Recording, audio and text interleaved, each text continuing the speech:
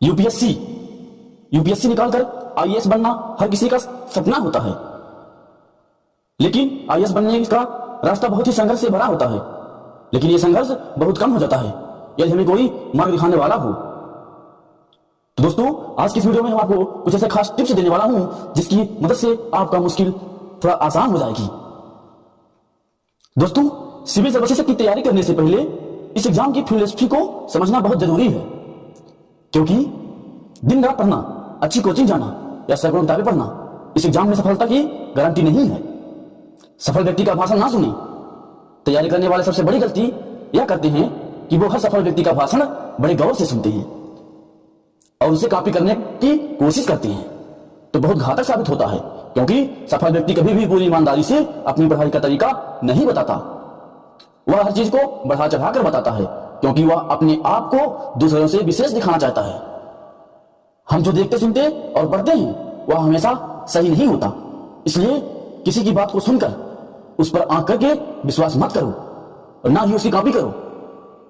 जो लोग कहते हैं कि उन्होंने 5 साल तक 18-18 घंटे मेहनत की तब तक वो आईएएस बन पाए हैं, उन पर दया करो, क्योंकि मुझे लगता है अगर किसी व्यक्ति को इस एग्जाम को क्लियर करने में इतना समय लगा तो उससे बड़ा गधा इस दुनिया में और कोई नहीं हो सकता।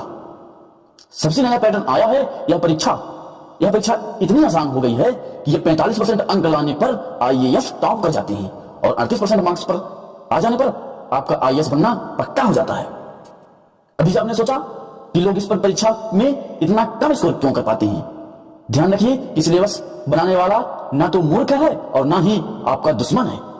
अगर आप कम स्कोर कर पा रहे हैं तो इसका मतलब यह है कि आप इस एग्जाम को समझ ही नहीं पाए हैं।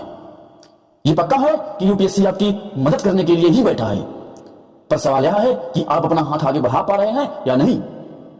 कुछ समय से लगातार यह हवा बनाया जा रहा है कि सिविल सर्विसेज एक बहुत ही मुश्किल और कठिन एग्जाम है, और यह हवा बनाने में मार्केट फोर्सेस का सबसे ज्यादा योगदान है, ताकि डर कर आप कोचिंग क्लासेस ज्वाइन करो और सैकड़ों किताबें खरीदो, इसमें पैसे वेस्ट करो।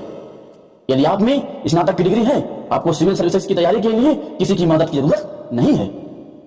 पर आजकल परेशानी यह है कि लोग केवल परीक्षा में अंक लाने के लिए पढ़ते हैं, कुछ सीखने के लिए नहीं।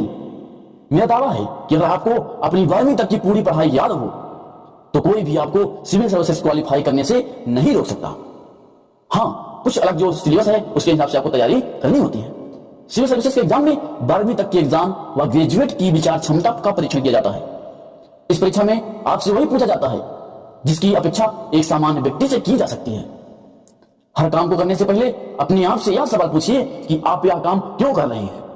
सिविल सर्विसेज की तैयारी में ध्येय महत्वपूर्ण है, ना कि वहां पहुंचने का तरीका। इसलिए तैयारी को कोई तरीका सटीक नहीं है, आपकी नजर ध्येय पर होना चाहिए। रास्ता अपने आप बनता जाता है। आईएएस एग्जाम की परीक्षा नहीं है।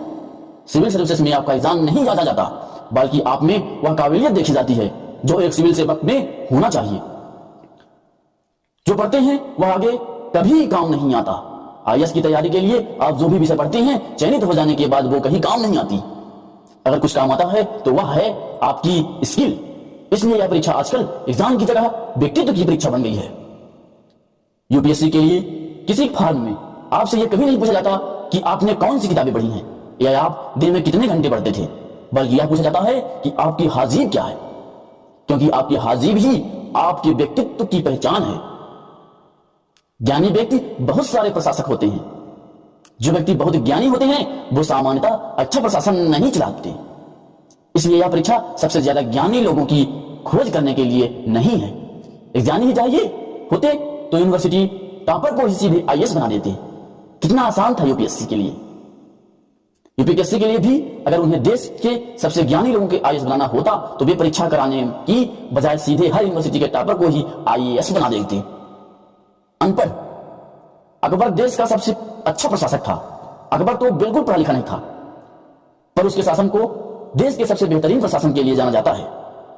यहां तक कि उस समय देश में सबसे बेहतरीन विद्वान भी उसके नवरत्नों में शामिल थे, और अकबर उनके ज्ञान का प्रशासन चलाने में इस्तेमाल करता था, क्योंकि अकबर में प्रशासनिक क्षमता अच्छी थी।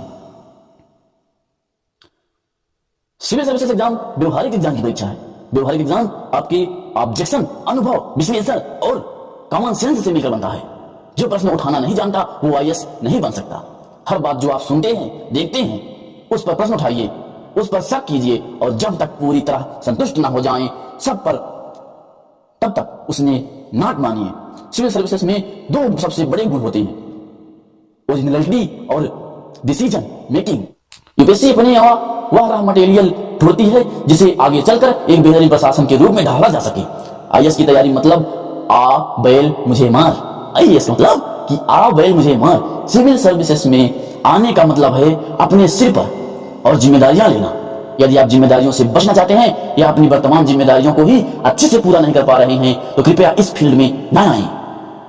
देखिए आप बदलाव के लिए कितने तैयार हैं। सिविल सेवक बनने की चाहत देखने का अर्थ है कि आप अपनी वर्तमान पहचान बदलकर सिविल सेवक के रूप में पहचाने जाना चाहते हैं। याद रखिए कि अगर आप अपनी इमेज बदलना चाहते हो तो आपको उसके लिए स्वयं ही बहुत बदलाव करने की जरूरत है। क्या आप इन बदलावों के लिए तैयार हैं? जो पूछा जाता है वह किताबों में नहीं है। सिविल सर्विसेज में जो पूछा जाता है वह किताबों में नहीं होता, क्योंकि यहां वह पूछा जाता है जो अभी चल रहा है। चयन इस आधार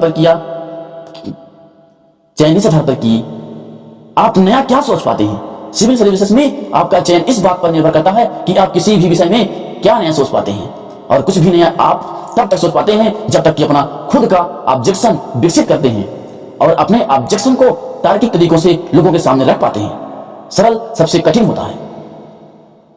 आईएएस में आजकल बहुत आसान प्रश्न पूछे जाते हैं जिनके उत्तर सबको आते हैं, पर सब लिखते अलग अलग हैं। आपको यह उत्तर आपको दूसरे से अलग लिखना होगा। दोस्तों, अगर आपको यह वीडियो हमारी थोड़ी सी भी पसंद आई होगी तो वीडियो को लाइक कीजिएगा, शेयर कीजिएगा अपने दोस्तों के साथ, और इस वीडियो को बनाने में काफी सारा मेहनत लगी है, प्लीज चैनल को सब्सक्राइब कीजिएगा। धन्यवाद।